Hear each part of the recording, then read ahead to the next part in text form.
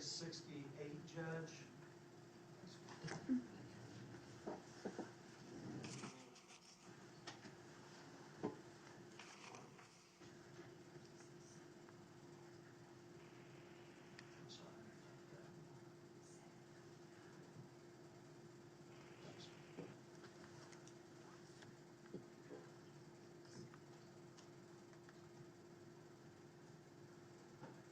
And I'm publishing the last four digits are 1459.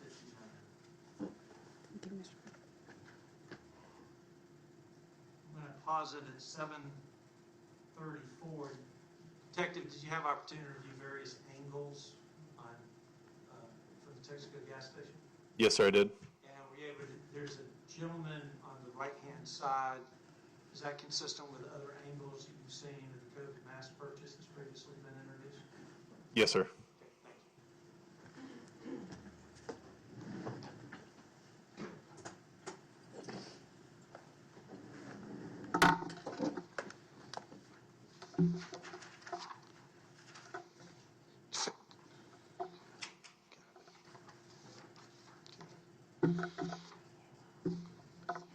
Detective Harrison, you have an opportunity to speak with the defendants. Yes, sir, I did. I'm going to direct your attention to Josiah Hewlett. Do you have an opportunity to speak with Josiah Hewlett? Yes, sir. Have you, Mr. Hewlett has been previously marked as State's Exhibit 107. Do you recognize State's 107? 107. You recognize State's 107? Yes, sir, I recognize it. What does it contain? This is the audio and video recorded interview that I conducted with Josiah Hewley at Gwinnett County Police Headquarters after he was arrested. More specifically, sir, is it redacted according to legal demands and court orders? Yes, sir. Okay. Judge, we tender State's 107 at this time. No objection, Judge. I have suspended your objection, I have no objection. And just one question for record purposes. You did review the original video in and of itself? The full video? Yes, ma'am. I've reviewed the full original video of the audio and video recorded interview with Mr. Hewley. And that exhibit is taken from that complete interview? Correct, other than the redacted portions like Mr. Melvin previously mentioned. I have no objection at this point. All right, I'm gonna read the, are you about to publish that? With the court's permission. Okay. Ladies and gentlemen, you're about to see a video. I've directed parts of the video to be removed for this presentation as to not unnecessarily extend the duration of this trial. Removed portions may include periods of dead time, matters bearing no relation to the case before you, or for specific legal reasons that are not proper for your consideration. You are not to draw any inferences for or against either party based on the removal of portions of this video by the court. Law enforcement, what law enforcement says is not evidence. As you view the video, you will hear the interviewing officers make certain statements to the defendant. I caution you that the declarations or statements of any law enforcement officers are not evidence, and you should not consider such statements as evidence unless such statements are proven to you by other competent evidence. All right, go ahead.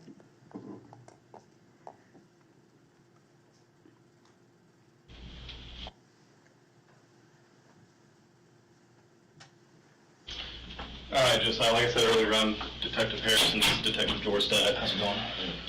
I know out in the parking lot you were asking a little bit as far as what's going on, why you're here, if you're detained or under arrest and all that. So we'll get into all that. I do need to talk to you about a case that I'm investigating. That's why you're here, so we'll get into the specifics and all that. But just before we do any of that, I just got to verify some of your information, your name, phone number, address, all that stuff. And then if you want to talk to me about that, find out what's going on, we'll just go ahead and roll into that, okay? All right? Just to confirm your last name, am I pronouncing that right? Is it Hewley? Hewley, the G sound. Hewley. Okay, Hewley. Okay. Hewley. Like the Hewley. Gotcha. And your first name is Josiah? Okay. You have a middle name? No. Okay. What's your date of birth? March 23rd, 2002. And what's your current address? 2869 Field Spring Drive, Lithonia, Georgia, 30058. You live there by yourself or with other people? With my dad, stepmom, and sisters. Okay, how long have you lived there? Since 2019. Okay, so you've been there for a few years. Yeah. What's your phone number? You got a cell phone? Yes. 470-886-5190. Okay, and that's your cell phone? Yes. Okay, do you work? Yeah, well, actually, I'm coming out of my interview, and they just bum rushed me. Okay, where was that at? Where was the At interview? on my construction site, CTS, traffic control. How'd the interview go?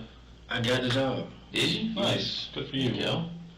What kind of construction is it? It's like, you know, the ones that put the slow signs up, the go. Oh, at the road, the road and stuff? cone, Yeah. Yeah. Okay. Were you working anywhere before that? Yeah, I just recently left a job because they relocated and it was too far. That's why I'm going over there. I was working at a warehouse called Home Shelf. Home shelf. Like home goods kind of Yeah, stuff? like we package Kroger goods and stuff Oh, like that. okay. Gotcha. Okay. Well, like I said, we'll go ahead and we'll talk about why you're here. I can explain everything. I know you got some questions for me. I've got a few questions for you, but just before we get into any of those specifics, beyond just verifying who you are and all that, I do have to read you your rights just because you're in a police station. That's just what we got to do. And then I can go ahead and answer those questions and we can talk about all that. Have you ever had your rights read to you before during an arrest or anything? Yes. Okay. All right, so I'm just going to read these to you, and then, like I said, we can go ahead and talk about everything, all right? Alright. You have the right to remain silent. Anything you say can be used against you in court. You have the right to talk to you have the right to talk to a lawyer for advice before we ask you any questions, and to have a lawyer with you during questioning. If you cannot afford a lawyer, one will be appointed for you before any questioning if you wish. If you decide to answer questions now without a lawyer present, you will still have the right to stop answering at any time. You also have the right to stop answering at any time until you talk to a lawyer. You understand each of these rights I've explained to you? Yes. All right, man. Have these rights in mind. You want to talk to us? Yes. Okay. All right. I know you briefly said you applied for a job, or you went and interviewed for a job this morning, and then some police officers came and took you into custody out there right after you got out of the interview, and that was at CTS Traffic Control. Is that right? And then before that, you were working at Home Shelf, and you said it's a warehouse, like package stuff for Kroger and grocery stores and stuff like that. How long did you work there? I worked there for like 4 or 5 months. Okay. And where was that warehouse at? It's like right by my house, Lithonia Industrial Boulevard. Address 2200 Lithonia Industrial Boulevard. That's right by your house? Yeah, it's like 4 minutes away from my house. I was going there every day, but Okay. they relocated to it's by Douglasville. Too far, just too far. That's I can't really remember far. the name. And that's why you stopped working there? Yeah, I Okay. couldn't make the commute. I talked to your dad just briefly, and he mentioned that you were over in Atlanta for a couple months. He said something about you were over there working. I was working over there too, but it was like one of my friends, his father had a pressure washer little gig, so I would do that every now and then. So was it just kind of like a side gig? Yeah, it was like a side gig just to keep some money in my pocket. Okay, and y'all just did work in like the Atlanta area, or did you travel around? Like I guess he had like a contract with it or something like that. So we would just go around doing like pressure washing floors Okay, and that was a buddy of yours that had that company? Who was that? it's really his father. It's not his company, it's his father's company. Okay, what's his name, your friend that his dad's got the company? His name is Tayon. Tayon? Okay. All right. When's the last time you saw Nuke? That family, they deserve it. Think about them. If you can't get past how it affects you, think about them. Think about that little girl.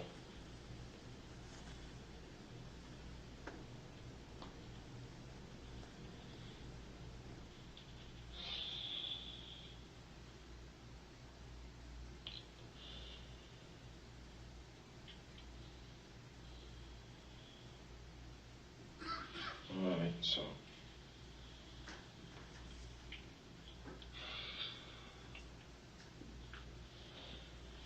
I don't know, it's just like, I got in the car, and when I seen him get up, I tried to get out the car. But by the time when I got in the car, I seen his gun on the passenger seat. So, of course, my first instinct is I'm thinking he's gonna go for his gun, but he started grabbing me and hitting me. I didn't hit him back not one time. My whole thing was I was trying to get out of the car. I was trying to leave it alone. I even told him during the middle of the incident, I'm telling him out my mouth, I put this on my child, my grandma's life, on everything I love. I'm telling him, I say, okay, get out of me. I'm finna get out your car. I'm like, get off me. I'm finna get out your car. You got it. My bad. He's still just doing the most. It's just like, I don't know how he pushed me out the car. When he pushed me out the car, we fell. He tried to grab his gun, like I knew he was reaching for, like, when his gun was on the floor, I knew he was going for, like, he was going for his gun. So I'm like, okay, when he grabbed his gun, he's finna shoot me. Even though I told him, like, I know he's finna shoot me. And then, that's how it happened, like. So what happened at that point? You dropped the gun on the ground. The gun was in his hand. When we fell, it dropped. Okay. Inside the car. When you got out of the car, what happened at that point? The gun was on the floor when we got out of the car. Which gun? His gun. Where was your gun? In my pants. Okay. I never pulled it out. That's the whole point. I could have pulled the gun out inside the car and shot him or something like that. I wasn't trying to touch that, man. I wasn't trying to do nothing like that. I know that. I believe you. I mean, the video, I believe you. You're telling the truth about that. The video confirms it. But I'm just, so his gun was on the floor. At what point did you put it in your hand? His gun? Yeah. When I was leaving the scene or something. So did you shot him with your gun and then you took his gun after that? Is that right? It's like, yeah. So once he pushed you out of the car, his gun was on the floor of the car at that point, but y'all, okay, I'm sorry. It was never on the floor. Okay. It was in the passenger seat the whole time. He had it on the passenger seat the whole time. He was in the passenger seat while he was pumping the outside. I seen it. I didn't even touch it. But when he got up, he jumped in the car. He started hitting me, beating me up. And I'm telling him, like, you know, I'm leaving.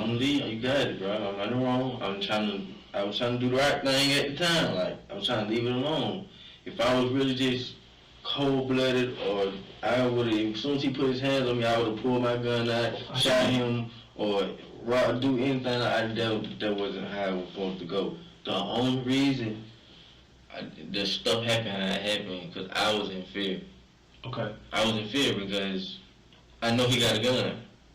And I'm thinking, like, I know, like, I've seen incidents like this before, like, it's one of those situations where it's like, I hate to say it like this, it was one of those situations where it's like, it's either you or him, like. Okay. But at the same time, the way it happened, it wasn't supposed to happen like that. Death was not even supposed to be the outcome at all. Like, We know, man. That's why we kept saying that. We know. maybe an aggravated assault or something, but death, like, it's just like the way it happened.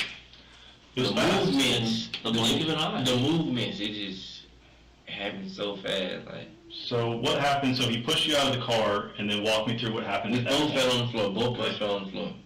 When I seen him, like, okay. So when we fell on the floor, I was about to run back to the car, but I seen him going for his gun. So then I was just like, boom. I seen him go for his gun. I just pulled the gun out. But the way it was not supposed to, like, he wasn't supposed to get hit in the head or, like, wherever he got hit at, he got hit in the head. So you're saying you shot him, but you weren't meaning to shoot him in the head?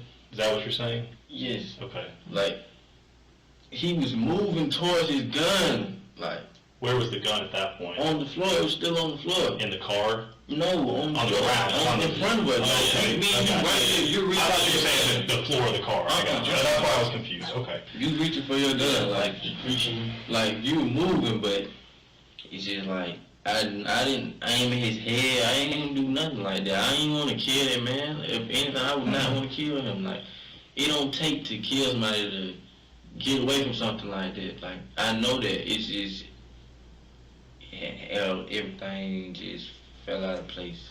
So let me tell you this. First of all, you're doing the right thing here. Like I said, you really are. What you just said confirms what we already know in terms of that this was not supposed to go that way. And if nothing else, it's important to get that out. I do need to just clarify a few things just to make sure that we understand, what all happened. So after you shot him, you ran back to the car, and then you took his gun, right? What did you do with his gun and your gun? I threw him somewhere in the sewer. In a sewer? Where was that at? Do you remember? I don't remember the exact street. I don't remember. I just know it was on the east side. East side of Atlanta or DeKalb? Like DeKalb. You have any idea where that was? Was it near like a business? Can you think of a business that you were near? Something to help? I can't remember. All right, so just kind of walk me through this, and this, I already know a lot of this, but it just helps to have the clear picture as far as what happened. So you shot him, you went back to the car, you grabbed his guns, got in the Mercedes. I know you went back to DeKalb, you went to the apartment complex. I know that after y'all got there that you went back to your house, but just, it needs to be explained. How did you get back to your house? Did they go to the apartment and then you got, how did you get back to your house? I caught a bus to my house. You caught a bus from the apartment complex or near the apartment complex? I think I was at the store when I caught the bus. I was leaving the store. I went and got me something to drink. Okay. You still have the guns with you at that point? I think so. When did you get rid of the guns? Like the same day? The same day? Okay. So tell me this, because this can just kind of help me. You went back to your house. I never went back to the house with my gun. You did not take them back to the guns, or to the house. So you got rid of them before you got back to the house. Yes. So did you get off the bus somewhere and get rid of them? I think that is what I did. I think. Okay. So you got off the bus somewhere. Did you get back on the bus, or did you walk to your house from there? Did I get back on the bus? I think I got back on the bus. Okay. So you stopped, you got off the bus, you just ditched the guns in a sewer, and then just got back on the bus, is that right? Think hard, man. Do you remember where that was? Roughly. I mean, it's close to your house, so I mean, it's just a couple miles from the place that they took the Mercedes, so it's got to be somewhat familiar. Because the bus goes straight down.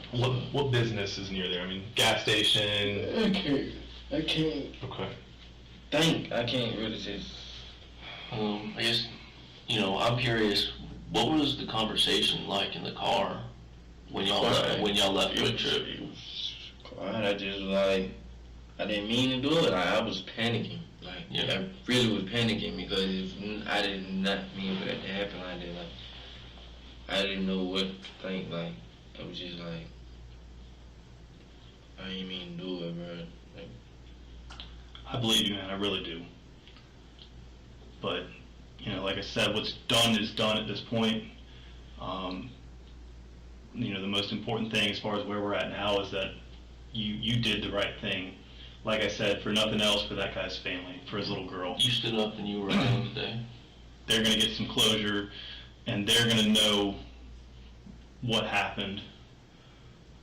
And they deserve that, and you did the right thing. And I know that's not easy. It's really not. But I can honestly say that based on what I already know, what you said, that I feel confident that you've been honest and truthful with us at this point as to what happened and why it happened the way that it did, and that it wasn't supposed to go that way, but it like you said, things just, I don't remember what your exact words, but you said things just fell out of place, I think. But, we're where we are now, and the family will at least know what happened, and they deserve that. Is there anything else that you want to say to me? We're still going to get your DNA. We still got to do that. And compared to that, I did tell you, you do got the warrant, so you do got to go to jail. It's going to be in the court's hands at this point as far as how it plays out. I don't know how it's going to play out. All I can answer right now is that I'm going to go get a search warrant. I'm going to get your DNA.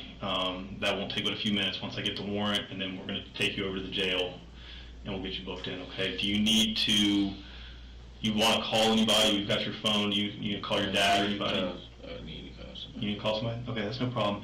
I'll go get your phone. You need some more water? Yes. Okay, I'll get you some more water. I'll get you your phone. Give me a few minutes. We'll be back in here. We'll let you make some phone calls, okay? If you need anything, just knock on the door, okay? Yeah, I'll get you a brand new cup so you can just keep drinking that.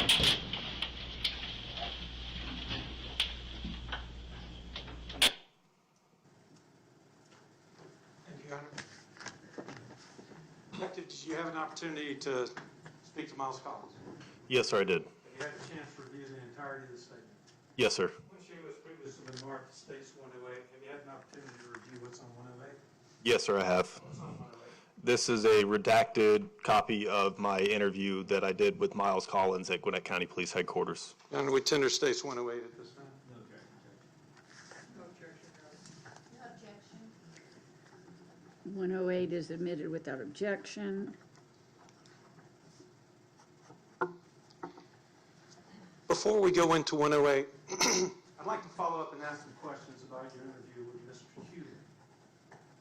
Mr. Hewley indicated that he got rid of guns in his statement to you. Did you find evidence to the contrary? Yes, sir, I did. What'd you find? So one of the steps that I took in my investigation was obtaining search warrants to do forensic examinations of each of the defendant's cell phones. When I received the results, the extraction for the forensic examination of Mr. Hewley's phone, I went through that, and I was able to find some text messages as well as photos on the phone that were not consistent with the statement that he gave regarding throwing the guns in a sewer. I'm going to show you what's been previously marked and shown to defense counsel as States 109. Do you recognize States 109? Yes, sir, I do. How do you recognize States 109? This is an image of a Smith & Wesson SD9 VE firearm. This was a photograph that I located when I personally reviewed the forensic examination of Josiah Hewley's phone.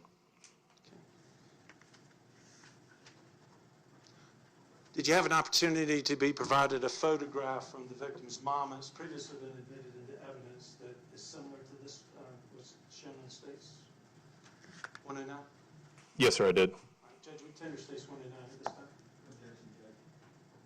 No objection, Your Honor. No objection. State's Exhibit 109 is admitted without objection. What kind of firearm is depicted in States 109? This is a Smith & Wesson SD9 VE. Judge, permission to publish States 109? Yes, Mr. Melvin. Thank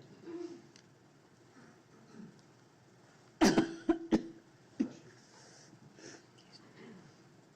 Is that the photograph that's contained in States 109? Yes, sir. No, and I'm so sorry. What kind of firearm did you say it was? It's a Smith & Wesson SD9 VE. Are there holsters different than a holster for a Glock? Yes, sir. A lot of holsters in today's market are custom molded for the particular firearm that an individual is going to carry in that holster. And were y'all able to discover the holster for States 109 that would contain a firearm like States 109? Yes, sir. Where'd y'all find that? We located a empty holster on the passenger side seat of the victim, Bradley Coleman's Dodge Charger, and were able to determine that that holster was manufactured by CYA Supply Company, and it was specifically for a Smith & Wesson SD9 VE. I'm going to show you, it's been previously introduced into evidence. It's the States Exhibit 38, and ask you to open States 38. You said you want me to open it? I do.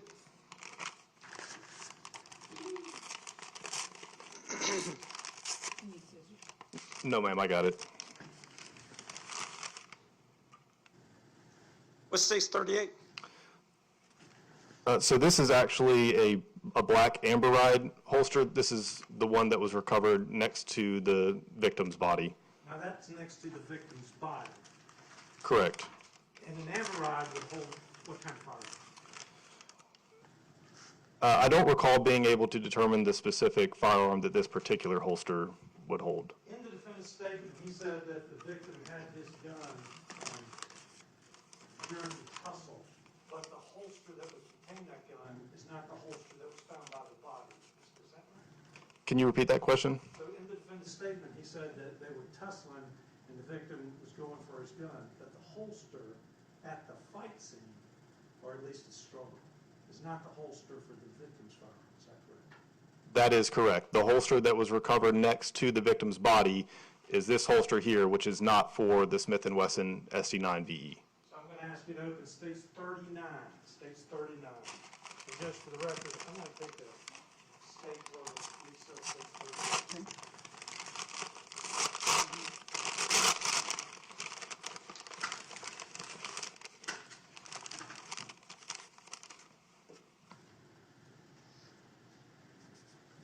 Do you recognize States 39? Yes, sir, I do. This is a holster that we recovered off the front passenger seat of Mr. Coleman's Dodge Charger at the scene. It's specifically stamped on the holster CYA Supply Company, and then on the interior of the holster you can see where it's stamped SD9VE, indicating that it's for a Smith & Wesson SD9VE. Same gun is depicted on the screen of States 29? Yes, sir. Thank you. Let's go into some of the cell phone extractions from Mr. Hewlett's phone. You indicated you were able to review those extractions. Yes, sir, that's correct. Did you find messages that were relevant to your investigation? Yes, sir, I did. I'm going to show you what's been marked as States. I apologize for the number, Your Honor. It's okay. 109A. 109A. Is that one of the extractions from Josiah Healy's phone that you were able to review relevant to this investigation? Yes, sir, it is. And that extraction contains a conversation. What does it contain? This is a text message that was sent from Josiah Hewley's phone. It was sent on July 10th, 2022 at 12:52 p.m. It says, "Bruh, I got to talk to you, bruh." Okay. And if you'll remove States 109A and flip through that.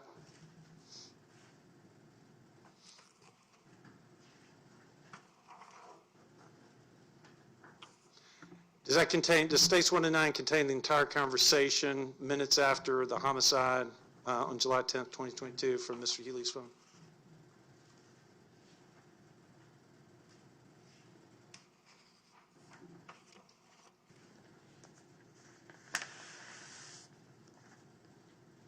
Yes, sir, it does. Judge Retainer, States 109A. No objection. Your Honor, if I may just see it, please. Certainly.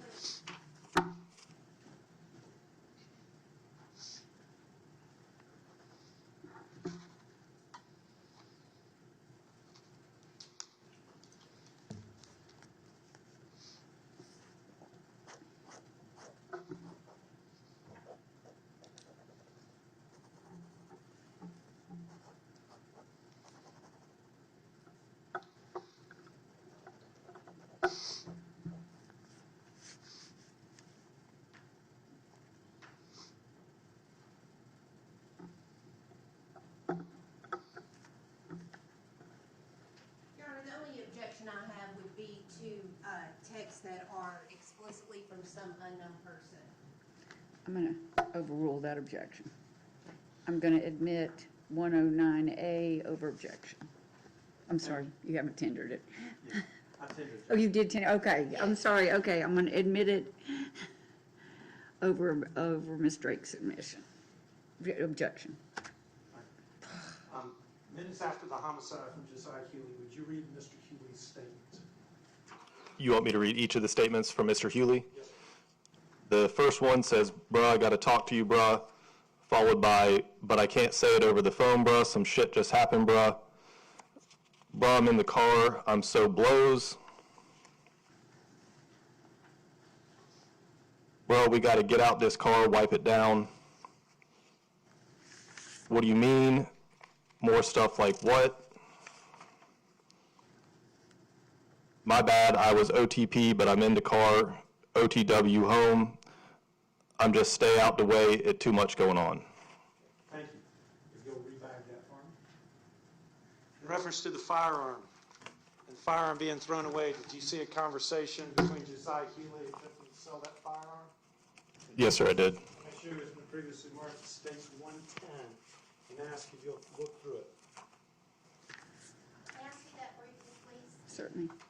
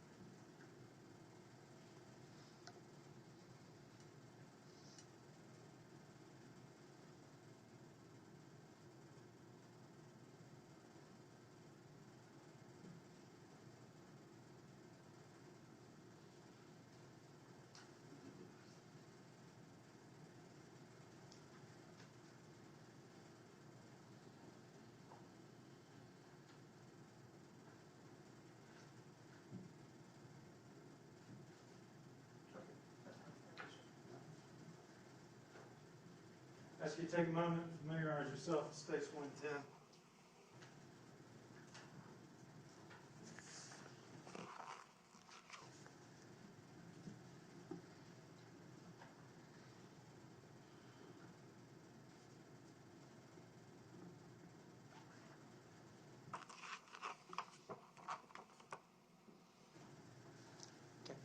Do you recognize States 110? Yes, sir, I do. What is States 110? These are additional text messages that were recovered off of Josiah Hewley's off of his phone. These particular messages are messages where he was trying to sell the firearm that he had stolen from the scene. Your Honor, there's been no evidence that that picture is the gun that was taken from the vehicle. Okay. Response. Did Josiah Hewley's phone and the cell phone extraction contains photographs within it? Yes, sir. Was States 109, is that a photograph that was contained on Josiah Hewley's phone in the phone extraction? Yes, sir. Is that the same photograph contained within the messages of States 110? Yes, sir, it is. Judge, would you tender States 110? Your Honor, I object again. There is a picture in his phone. They have not established that that gun is the gun that they are saying was in the victim's vehicle or the victim's gun. Okay. I'm going to overrule your objection. The State's Exhibit 110 comes in over objection. Thank you. Permission to publish, well, would you read the statements of Josiah Hewley in his attempt to sell the firearm? And Your Honor, if I could just object for just a second, the objection was to the question that was being asked, labeling it, speaking evidence that is not before this jury. Okay. For the actual exhibit itself, it would just be the same previous objection about other people's comments. Okay. But I understand that the court's ruling. Thank you. Could you read Josiah Hewley's statements trying to sell the gun? He says, "Yo, you trying to buy this gun, twin?" Let me stop you real quick. When did he send that message? This message was sent on July 10th, 2022 at 2:26 p.m. And when did the shooting occur? 12:38 p.m. on July 10th, 2022. Right. Please go ahead. The next text message from Mr. Hewley's phone is an image of a firearm. It's the same image that was recovered from the forensic examination of his phone, the Smith & Wesson SD9 VE. There's no additional text in that message. It's just a picture of the firearm. This contained on the screen? This same picture that's up there? Yes, sir, correct. Thank you. And then he says he's finna sell it for $300 RN twin. And the next message says, already sold it. Thank you. You can push that back in there. Thank you. Were you able to review cell phone extractions of Mr. Booker? Yes, sir. And we've been discussing communications. In that cell phone extraction from Mr. Booker's phone, were you able to retrieve anything with interest? Yes, sir. Shooting was been marked as State's Exhibit number 11. Do you recognize State's 11? Yes, sir, I do. This is a photograph that I recovered off of David Booker's phone when the forensic examination was completed. This is a photograph of Mr. Booker's driver's license, or I'm sorry, his identification card. It's not a driver's license. Okay. And do you know from Mr. Booker's phone where that was sent to? This is the same image that was sent to Zarek Reynolds for the purchase of the, for the rental of the Mercedes. We tender State's 111 at this time. No objection, Your Honor. No objection. State's Exhibit 111 is admitted without objection. Can people rent cars with IDs, Georgia IDs? It just depends on the type of rental it is, and what I mean by that is you can rent cars a variety of different ways. You can go to Enterprise and rent a vehicle. You can rent a vehicle through apps such as Turo, which allows people, private individuals that own vehicles, to rent their vehicles out. You could rent individuals from other people like Zarek Reynolds. The way that he did his was more advertised on social media and word of mouth. There's different ways to rent vehicles out. People that rent them out, whether it's a legitimate company, an individual, whoever it is, they all have different policies and procedures for what they're going to require to rent a vehicle to somebody. like to direct your attention to the interview with Miles Collins, and Judge, with your permission, I'd like to publish that interview at this time.